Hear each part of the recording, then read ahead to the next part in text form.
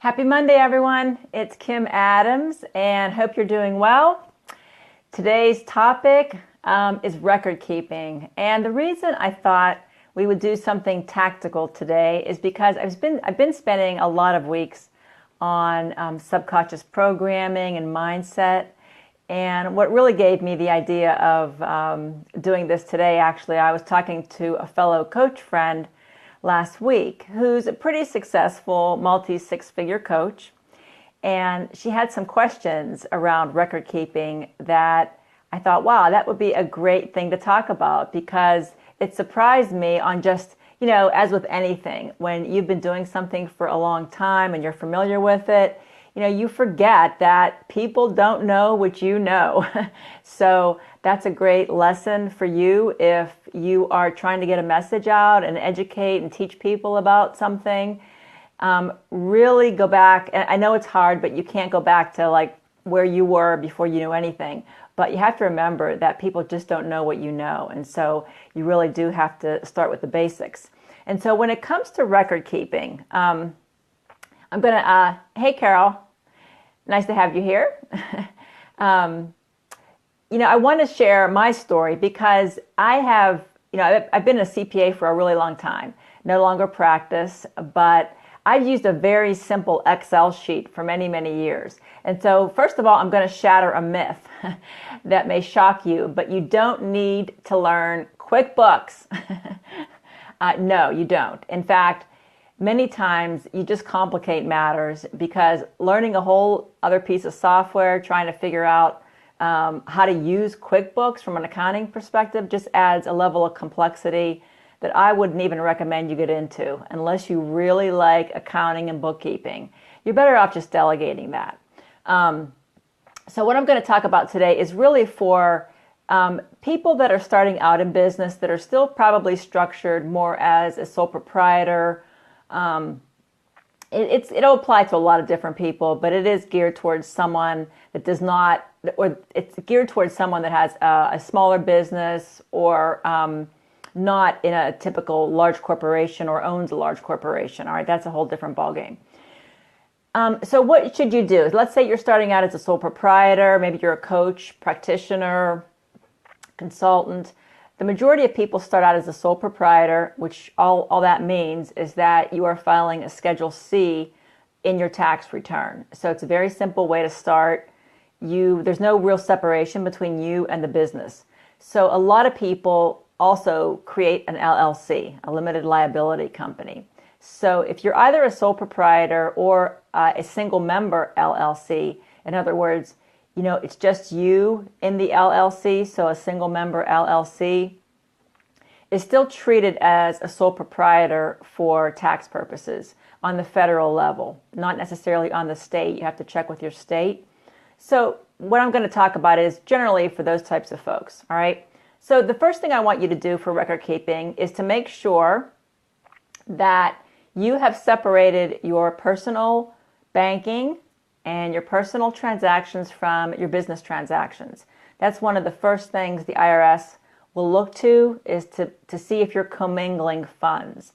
So you want to separate those first and foremost. And all that really means is you don't necessarily even have to have what the banks will refer to as a business banking or a business checking account. It can be a personal checking account as long as it's designated for your business. What happens many times is when you go to get a business checking account, they may ask you for a little more information. They may want to know the employer identification number. They may ask you how you're structured, which is fine to do. So anyway, all I'm saying is if it's not specifically a business banking checking account, it can be a personal checking account, just so it's separate from your personal, the one you use for personal funds or for personal transactions. What I would also recommend is that you have a separate credit card for business transactions. That makes it so simple. I have one business credit card and I have several personal ones, but I keep one for business. So I only charge on that things that are going to be applicable to my business.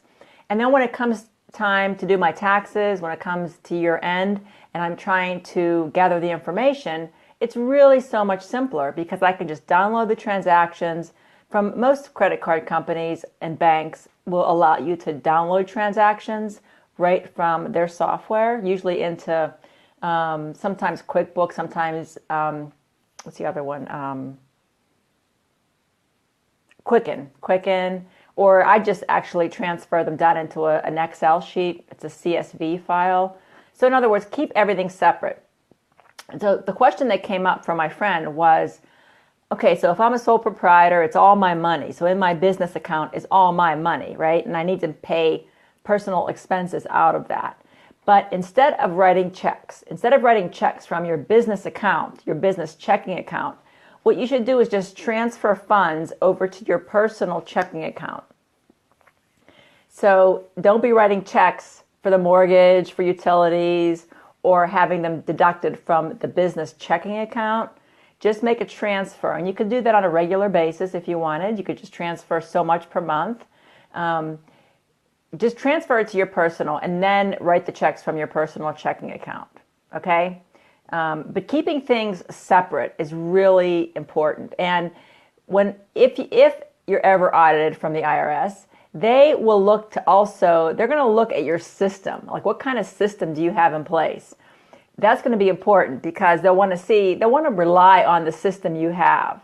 And they'll rely on that as far as whether to probe further, whether to accept what you're offering. So the more detail that you can have with respect to giving them a level of comfort that you know what you're doing and that you are diligently and conscientiously separating your business expenses from your personal business is really key. I would try in this day and age, I would try to minimize the amount of paper receipts that you have. There are, a lot of stores these days are just asking you if you want to have your receipt emailed to you. I would do that and just eliminate as much paper as you can. You can use their software tools. There's apps that you can use. One is called Expensify. That's pretty cool, where you can just, scan in. You can just take a picture of your receipt and then add in different things, where you were, who you were with, what the purpose of the, let's say, lunch was. So taking advantage of software and the tools that are out there is really great too. The other thing I have to mention, though, too, is as cool as technology is, make sure that you're keeping that backed up somewhere. So make sure you're saving that to probably the cloud somewhere, whether it's Dropbox or wherever, somewhere on the cloud. Save it also to an external hard drive and then on your computer. So saving things, and that's really for everything these days, not just your tax receipts, but saving everything in the cloud on an external hard drive and then on a computer is probably sufficient. Yeah, and keep your, I mentioned that earlier, keep your software simple. So if you know Excel, I've been working with Excel for decades because it's just one piece of software that, we accountants have used for years. If that's comfortable to you, because here's the thing, you don't have to really understand accounting to give your accountant or to prepare your own tax return. All you need to do is have things summarized. So your accountant will love you if you just give them summarized categories. I mean, you have to talk to them, but you have to understand what's deductible.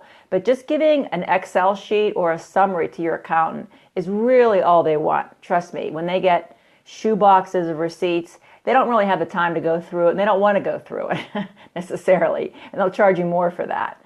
So just giving them a summary and making it as simple as possible for you too. So I don't want people to think, sometimes I think the business owners, they have so many other things that they're working on or focused on. They're really focused on generating business for their business. They're wanting to work on what they do as part of the business, and record keeping and accounting is like low on the totem pole. And so I would recommend just doing something that's efficient for you, and by all means hire somebody out for this if you can at all afford it. Generally, bookkeepers are not that expensive. It's not like hiring a CPA or hiring someone to do your tax return. You can find someone to bookkeep for you if that's something that you have the funds and you want to delegate. By all means, do that. Let's see here. I have a cheat sheet I'm looking at. I'm going to upload it to my Facebook group called the Total Wealth Entrepreneur. So please come over there and join that group if you aren't a member. I can upload files there. I can't really do it on my page. So I'm going to upload what I call my cheat sheet for our record keeping there.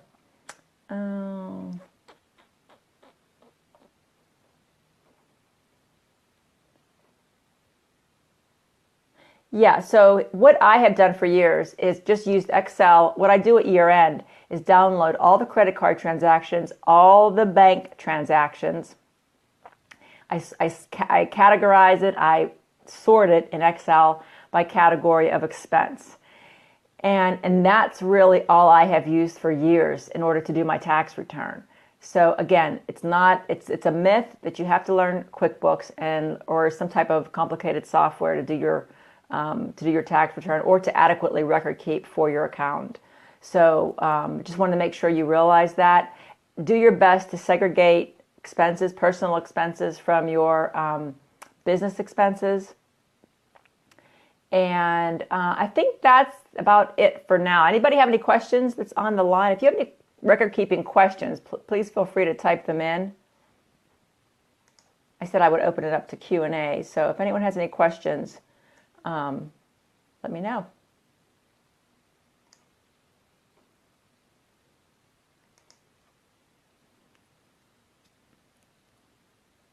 If you're watching the replay of this, please feel free to type in your questions after the fact. I know many times people aren't watching live, so just type in the questions whenever you're watching this, and I'll be sure to respond. And if no one has any questions, I hope you have a great day. Oh, Carol has one.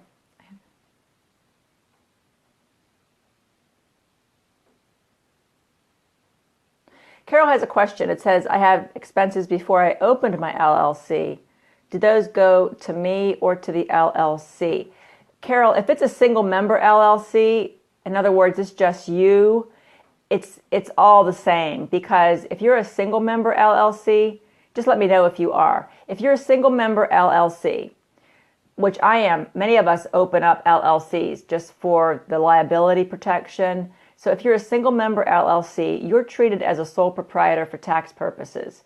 And what that means is that there's really no separation between you and the entity. It's all kind of the same. So in your case, if let's say you were a sole proprietor, you were not incorporated, okay? So let's say the first half of the year you're not incorporated, you don't have an LLC, it's just you as a sole proprietor. And then maybe June 1st, you decide to register your LLC and become official.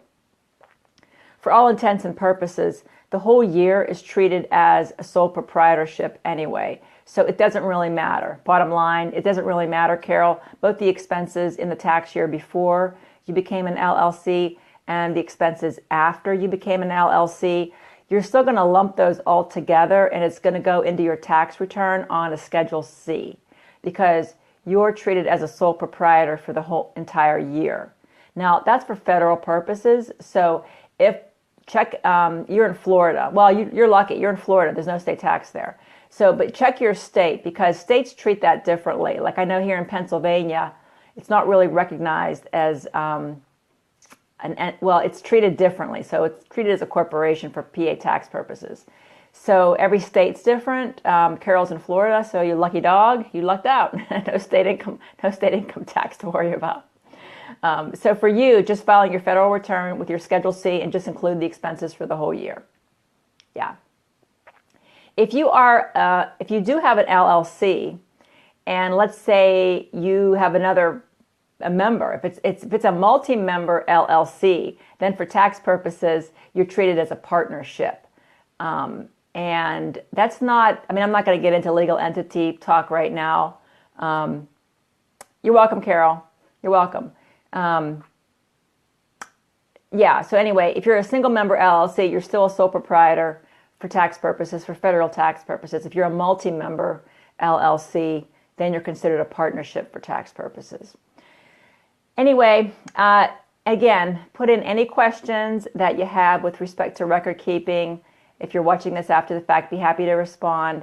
And if you're not already a member of my Facebook group, I would love you to come over and join it. It's called The Total Wealth Entrepreneur.